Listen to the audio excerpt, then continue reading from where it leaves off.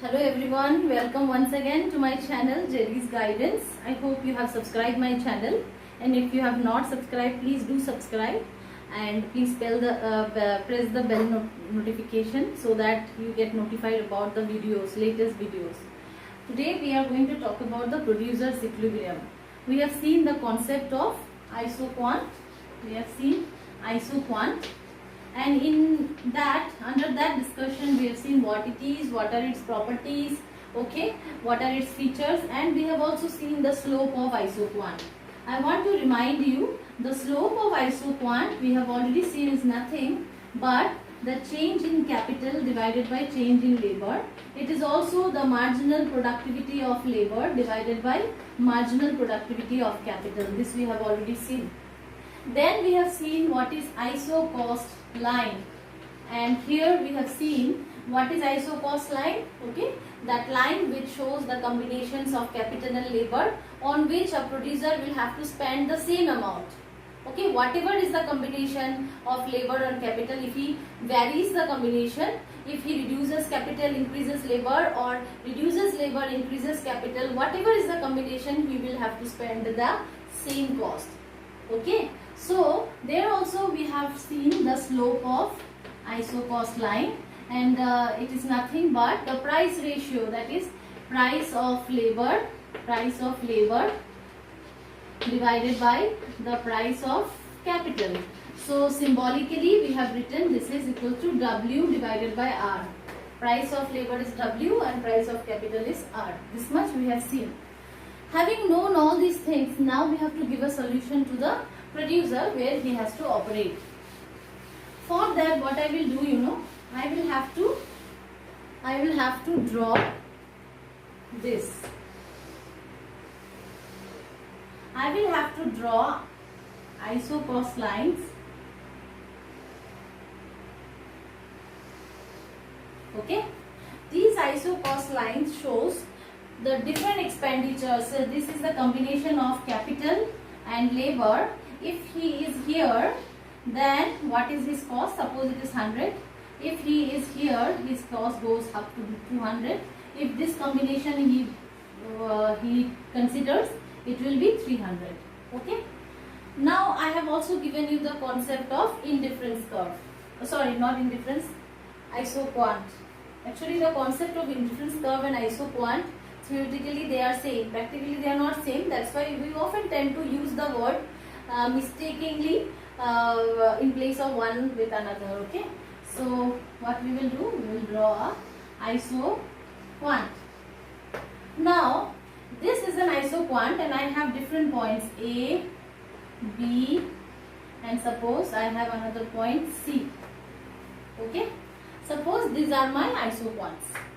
Now I am, as a producer, I have to know which point is the best for me, because if I am at A also, B also, C also, I produce the same output quantity, say for example 100. I produce the same quantity 100.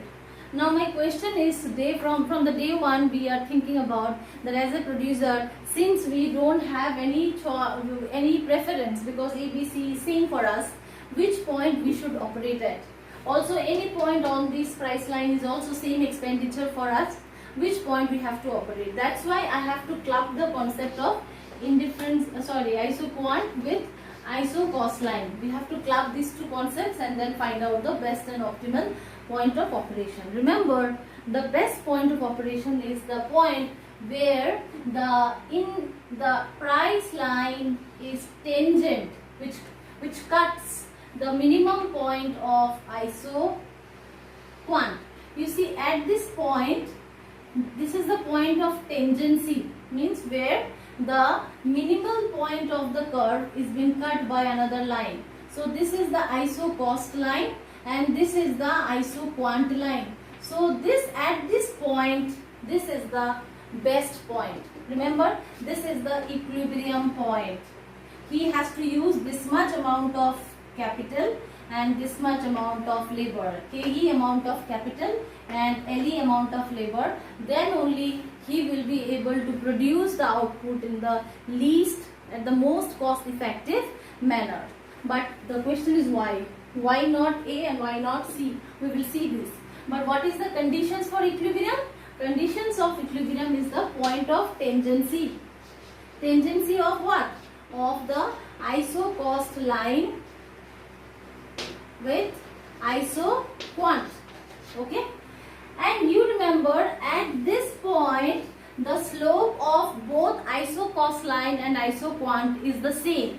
At the point of tangency, you have at the point of tangency the slope of isocost and isoquant is the same. So what is the slope of isoquant? Slope of isoquant is its marginal productivity of labor divided by marginal productivity of capital.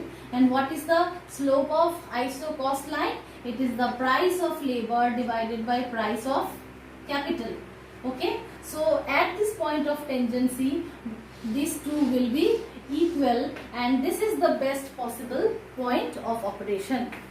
Now the question here is, why is A not a best possible point and why not C the best possible point? I told you the condition that this has to be tangent, then only it will be the best possible point. And I also told you what happens at the point of tangency. We are meeting this. Okay, but this I told you, but why not A and why not C becomes a good point of operation? This is because you see the point A and the point C, both are not a feasible point of operation. It is not a good point of operation. Let's understand why. A is not a good point of operation because remember A, B, C can produce 100, but for producing at A, if you have at a combination A, it is at a higher price line. You are spending 300 rupees to produce 100, whereas the same 100 units you can produce at B, okay, at B by spending just 200 rupees. Okay, so A is not a good point of operation. This is because at point A falls in a higher cost line. The budget is more. Okay, the budget is more. It falls in a higher cost line, and therefore we have to spend more to produce same. So why should we spend more to produce the same 100 units which we can produce by remaining at point B, where we are spending just 200 but still producing 100?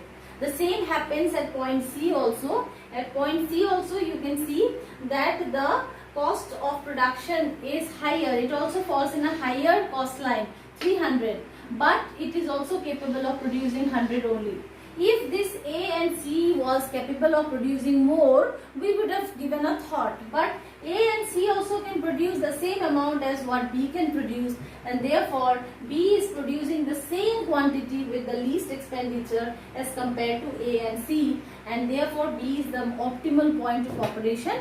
And therefore if somebody asks you what is the producer's equilibrium, producer will be at equilibrium where he is able to produce the same output with the least combination, with the least cost. This is that point where the isocost line is tangent to the isoquant. This is that point where the marginal productivity of labor to marginal productivity of capital is equals to the price ratio, that is price of labor divided by price of capital. So that is all about our discussion about what is producer's equilibrium. So I hope you have understood this concept. So if you have liked this video, please like and subscribe and share. Thank you.